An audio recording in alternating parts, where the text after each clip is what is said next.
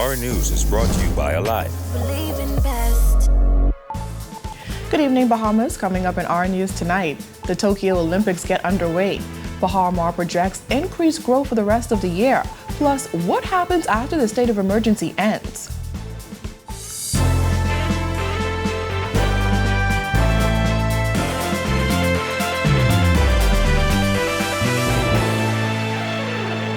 Welcome to our News Weekend and thanks for joining us. I'm Georgie Bain. Topping news tonight. The first Bahamian competitor sees action in Tokyo as the swimming competition gets underway at the Olympic Games. Our Marcellus Hall has the latest from Tokyo 2020.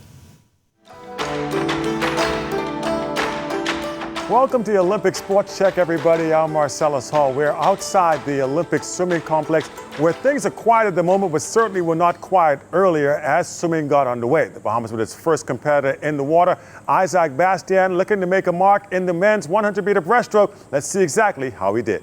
Swimmer Isaac Bastian, the first Bahamian to see competition at these Olympic Games in Tokyo. Bastian swimming in the 100-meter breaststroke, took to the water in Heat 3, swimming out of lane 8. Tight race that saw Isaac just off the pace. He finished 8th in a time of 1:01.87. Afterwards, he talked about enjoying his first Olympic experience. I mean, obviously it wasn't the best time, but I mean, it was a great experience nonetheless. Got the nervous swim out the way. It's just an amazing experience and an opportunity to be here with the best swimmers in the world and, you know, to represent the Bahamas. So, I mean, yeah, just get the nervous swim out the way and keep it moving. Just best foot forward, I guess, for the rest of the meet. As for facing any type of pressure by being the first to compete for the country, Bastian said he tried to just stay focused. Honestly, I try not to think about it. Like, I try not to put too much pressure on myself. You know, at the end of the day, it's just swimming. So, I mean, that was kind of my outlook on it, and just go out there and give it my best, and whatever happened, happened, and I just take the time as it comes. Meanwhile, Bahamas swim coach Andy Lovett said it was good to get the first swimmer in the water. Good to get, you know, Isaac in the water. It's his first experience, and if anyone ever thinks that swimming in the Olympics is easy, there's a whole different pressure. Even though he's at college and at the NCAAs, he's done junior worlds. You know, this is a whole new different ball game, and he's got the first swim out of the way. You know, we've got to work on the next couple of days. But hopefully, we'll come back a lot stronger in the 200. So there you have it, your check on sports for you here in Tokyo. Thanks to our friends at J.S. Johnson. I'm Marcellus Hall. Back to you. One man is dead following a fatal shooting incident in the Flamingo Gardens area Friday night. According to police reports, the victim was walking along Montgomery Avenue when he was approached by a male who opened fire on him. Police were called to the scene where they discovered the male on the western side of the street unresponsive. Emergency medical services were called and pronounced the victim dead on the scene. The suspect responsible for the shooting escaped on foot. Anyone with information that may be useful to police is asked to call them at 328-TIPS. Bahama President Graham Davis revealing that the resort has completed more than 200,000 COVID-19 tests since the reopening in December, adding that approximately 76% of the guests that have arrived at the Cable Beach property are fully vaccinated. I'm pleased to say that the COVID testing and efforts that we've been putting forward have created a very safe environment here at Bahamar. My last report, we had announced that we've done about 60,000 tests. We're now over 200,000 tests that we provided complimentary to our associates and to our guests. And I'm also pleased to say that 76% of our guests are fully vaccinated that arrive here to Bahamar. Davis, who was speaking during the Bahamas Hotel and Tourism Association Board of Directors meeting, said the hotel's performance was up by 10% during the second quarter, although occupancy was down 45%. Our Melia Hotel is still closed at this time. We're going underway through our renovation process. More to come as we continue to update you in future meetings. From a business level standpoint, from a Q2 report that we're just getting ready to wrap up, we were down about 45% over 2019 levels in occupancy. Rate, though, was pleased to announce that it was up 10%. Again, that really is focused more on the transient business. Heading into the fourth quarter, Davis said Bahamar is forecasting that occupancy will be up by 5% over 2019 numbers. Again, as we start to get into August and into the later months, we start to see our group business returning. with very little cancellations at this time. So we're certainly encouraged to see the group starting to return, as well as that very strong leisure demand that we've been seeing over the summer months. When we look forward into 2022 right now, very pleased to report that our pace is up over 2019 levels going into 2020, same time period. Right now we're up about 10%. Well, former Health Minister Dr. Dwayne Sands warning that health protocols would have to be strictly followed during the general election in order to prevent further spread of the COVID-19 virus. Our Jared Higgs has that. While making it clear that he didn't want to get in a tit-for-tat with current Health Minister Renwood Wells, Sands says if election rallies and events are to be held, proper planning has to be involved to ensure they're compliant with health protocols. If you're going to have any type of large gathering, it has to be organized in such a way that you can guarantee that the interaction among people is going to be safe. Speculation that a snap election could be called intensified this week, with the FNM ratifying its last 4 candidates Thursday night. The prospect of an election in the midst of a worsening third wave led reporters to question Health Minister Renwood Wells on campaign safety in the COVID era. He insisted there are safe ways to campaign. If you're going to have an election, it's got to be a safe election. It will probably have more social media and Zoom and other types of mass meeting platforms and less of the face-to-face human interaction. When you go door to door and speak to people, you're going to have to do so safely, and it has to be all of the safety protocols that are necessary. Still, Sands admits that after 18 months in a pandemic, life has to continue. We find ourselves at a moment where life has to go on. It's already been 18 months since COVID arrived in the Western world. People are struggling to pay bills. Kids have to get back to school. Families want to be able to know that they can keep their homes, and I could go on and on and on. And so there's a critical requirement for us to figure out what the new normal should be. And the new normal has to adopt the best practices in public health all the time, every time. Reporting for our news, I'm Jared Higgs. Amendments to health regulations that would give the government certain powers will not be complete when the state of emergency ends in August, according to Health Minister Renwood Wells. Earlier this year, the Attorney General said that the government was drafting a bill that would create a new framework for permanent pandemic legislation. He foreshadowed that it would be ready for August, but Wells says that's unlikely. Well, the legislation can still come. The amendments to the health regulations, I believe legislation is what he's talking about, I believe. But whichever legislation it is that the AG was referring to in regards to amending it so that you don't necessarily need to go into to the Governor General to get emergency powers to do things via quarantining and others in regards to health. We do have a Quarantine Health Act that exists. So whatever updating of the legislation, that can take place after the emergency orders expires as well. Parliament is set to resume on September 22nd, but the legislation is not at the top of the agenda. Wells said even without the emergency orders, businesses can implement measures to ensure that safety for their clients and employees is number one. Whether we are in a pandemic sort of setting, it does not preclude any sort of business, a restaurant, from saying, if the emergency orders expires, listen, if you're coming into my restaurant, I want you to sanitize. I want you to do a temperature check. I want to space my chairs out a particular way inside my restaurant. We don't need emergency orders to do that if the individual on a personal, corporate, business level is going to do it. Wells added that transformative bills are in the works. There are those who've been calling for a patient's bill of rights. There's those who've been calling for a bill to deal with mortuary services. There are those who are calling for an updated nurses and midwifery bill that needs to be updated. There's just tons of legislation. There's the update that needs to happen to the NHIA bill for primary health care and how we expand universal health care coverage to all. So all of that is in discussion. As COVID-19 cases and hospitalizations in the country skyrocket, the Democratic National Alliance leader slamming the Prime Minister's recent comments on the pandemic. Orinthia Komolafe says that she was shocked to hear the Prime Minister declare that the pandemic is over for vaccinated individuals. For the Prime Minister, who is a medical professional, that was a very unfortunate and negligent statement for him to make.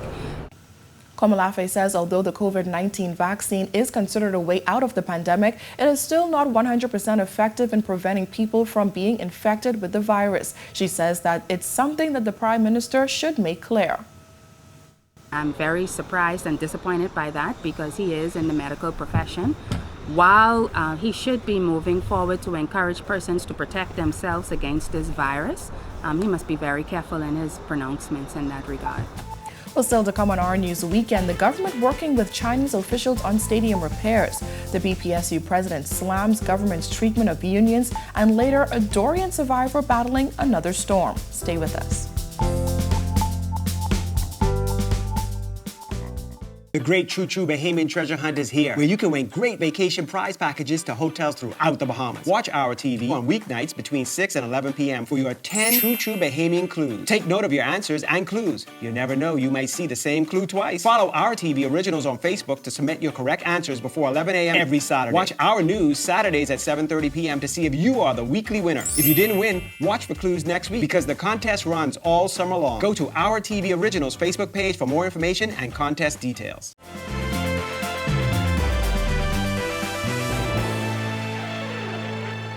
The government is working closely with Chinese officials to carry out major repairs to the Thomas A. Robinson National Stadium, according to Deputy Prime Minister and Minister of Public Works Desmond Bannister, who gave an update on the project. The government is working with the government of China to ensure that we can renovate the stadium in the most efficient manner. The 15,000-seat stadium was donated to the Bahamas by the People's Republic of China. Last week, Youth, Sports and Culture Minister Aram Lewis said the government is preparing to start major renovations on the facility. There is noticeable wear and tear to the stadium's exterior that includes concrete deterioration on pillars situated on the western side of the stadium. Lewis said most of the repairs will be structural. The stadium houses the road traffic department. When asked what the repairs work might cost, Bannister said this. We've had a number of engineers looking at what the challenges are, what the works are, and as soon as we know exactly what's going to cost, we'll be able to let you know.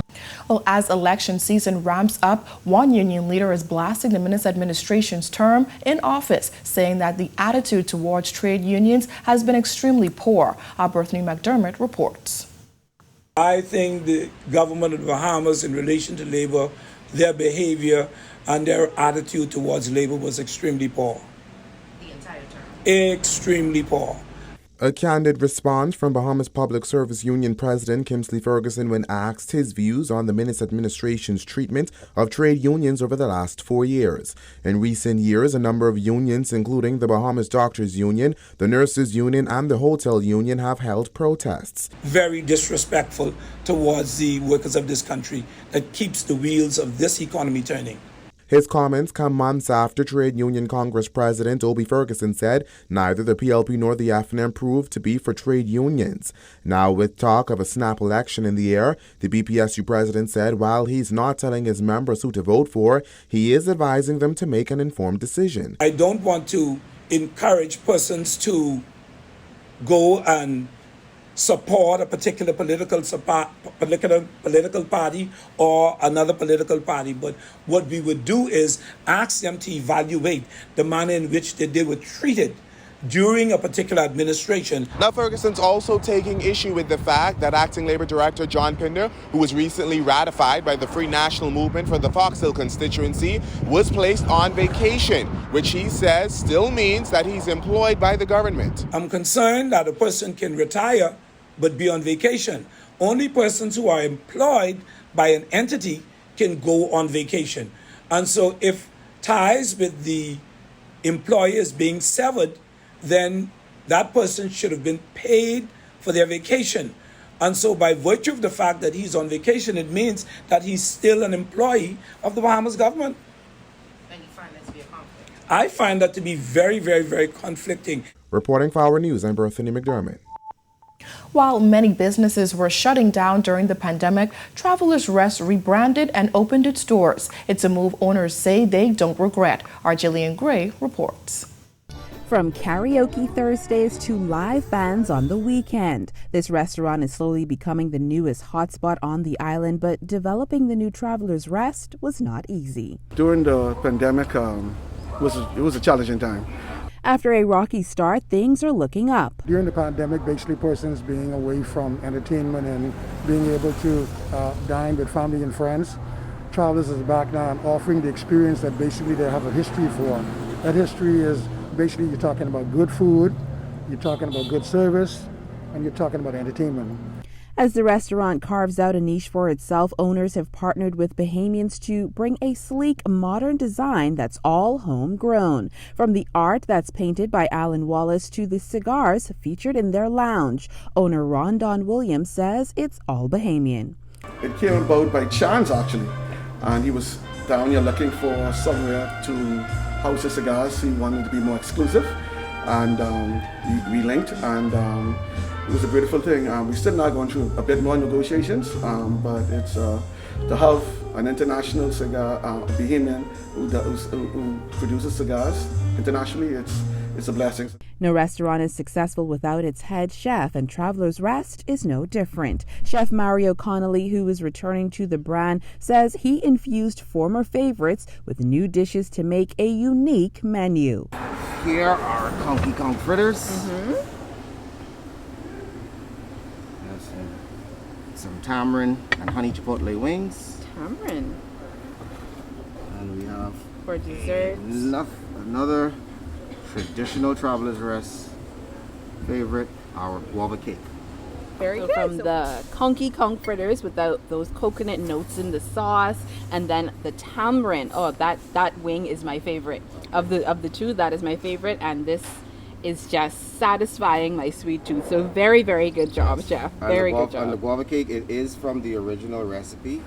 So whether you're coming for scrumptious food or creative drinks, the folks down at Travelers Rest promise good service, awesome scenery, all in a safe environment. Reporting for Our News, I'm Jillian Gray. When Our News comes back from the break, a Dorian survivor in need of life-saving surgery and later loves coming back. The details when Our News returns.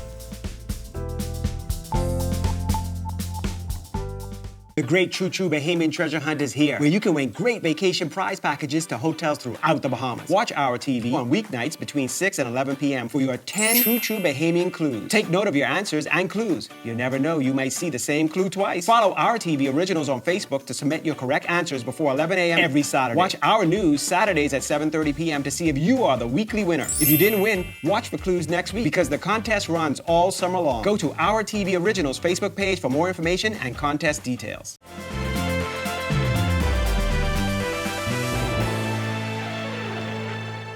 An Abaco woman is in need of desperate surgery to remove a tumor. Her sister, who described her as a pillar in the community, is pleading for help in raising money to cover her medical costs. Our Jillian Gray reports. She is a great support to the community of Cookstown. Anyone can call on her, and she's there. She has a very good listening ear, and she always gives you advice according to the Bible. Tanya McDermott has relied on her big sister Melinda Jordan to get her through some very tough times in her life. Now those roles have reversed, and McDermott has taken up the task as caretaker for her sister. They were concerned about the weight gain, the uncontrolled diabetes, blood pressure, swelling of the shoulders. So they had her took an MRI at Doctor's Hospital. That was done, and it was confirmed that there was a tumor. That diagnosis came just months after the family survived the horrors of Hurricane Dorian, and after years of tests, as Jordan's pituitary microadenoma tumor caused Cushing's disease, which mimicked other ailments. McDermott says her sister, who is a pillar in the Abaco community, is in desperate need of life-changing surgery at the University of Miami. So Melinda, at this time, she is okay. She is a fighter. She is still doing her daily routine. The physical part of it work. Because she's a breeder, she really can't do too much breathing. but she's still pressing forward and believing God for the funds to be raised for her to go off to have the surgery. With no health insurance, they're in a race to raise $100,000 in medical costs. McDermott says they're appealing to anyone who will listen for help. $50,000 for us to start the process. Her account number is at Royal Bank, which is 706-3415. That's a Treasure Key branch. The branch number is 03605. So hopefully we can get this started and the help that is needed. And I would just like to thank everyone for their continued prayers and support for Melinda. Reporting for Our News Weekend, I'm Jillian Gray. Well, still to come on Our News, how one song is bringing hundreds together. Find out more after this. The great True True Bahamian Treasure Hunt is here, where you can win great vacation prize packages to hotels throughout the Bahamas. Watch our TV on weeknights between 6 and 11 p.m. for your 10 True True Bahamian clues. Take note of your answers and clues. You never know, you might see the same clue twice. Follow our TV originals on Facebook to submit your correct answers before 11 a.m. every Saturday. Watch our news Saturdays at 7:30 p.m. to see if you are the weekly winner. If you didn't win, watch for clues next week because the contest runs all summer long. Go to our TV originals Facebook page for more information and contest details.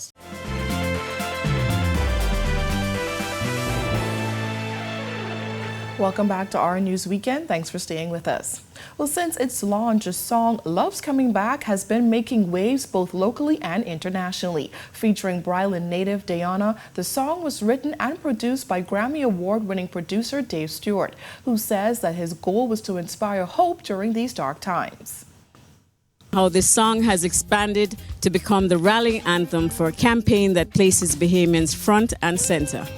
We will share about how it all began and how you can take part. My only intention with this song was that people, when they're watching it, suddenly get a feeling of positivity, hope, and the fact that, above everything, there's always hope.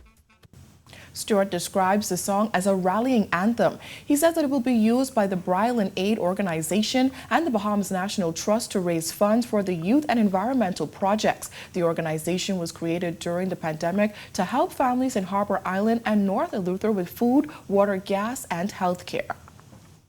We moved over 400,000 tons of trash away from the island, and we empowered the people by giving them this job.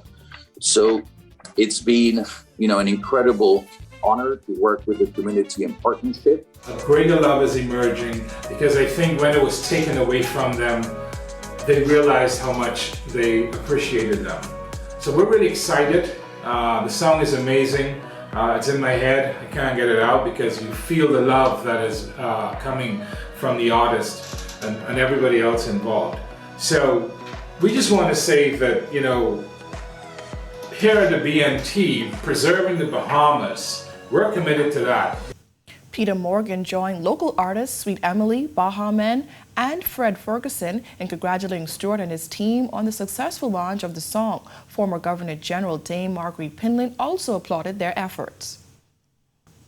And now, Dave, let me say, you have been bitten by the bug. You are in trouble. Your music is now going to be raking and scraping going forward. You are now officially a Bahamian. And we are grateful that you took this cause on. We are grateful that you decided to work with us to get through our rough times with the pandemic and recovering from Hurricane Dorian. And through this medium and through your collaboration with the artists in the Bahamas, I hope I get to work with you one day. And through this all, we know that at the end of this all, we're going to survive because love is coming back. Reimagining the Bahamas, I'm committed to that because I know for a fact that love is coming back. And on behalf of the entire RTV team, we would like to extend congratulations to this week's winner of the True True Bahamian Treasure Hunt.